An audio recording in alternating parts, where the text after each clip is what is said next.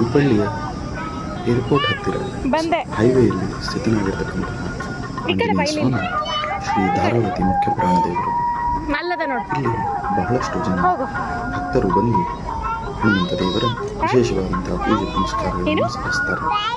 ಪಪ್ಪ ಇಲ್ಲೇ ಹನುಮಂತ ದೇವರು ಅಲ್ಲೇ ಹ್ಯಾಂಡ್ ವಾಶು ಮತ್ತೆ ಕಾಲು ತೊಳ್ಕೊಂಡು ಬರ್ತಾರೆ. ಭಕ್ತಿಯನ್ನು ಮಾಡಿದ್ದಕ್ಕೋಸ್ಕರವಾಗಿ ಜಗತ್ತಿನಾದ್ಯಂತ ಇಷ್ಟು ಪ್ರಸಿದ್ಧಿಯನ್ನು ಪಡೆದಿರುವ ಬೇಗ ನಡಿ, ಕಾಲು ಸುಡ್ತದೆ.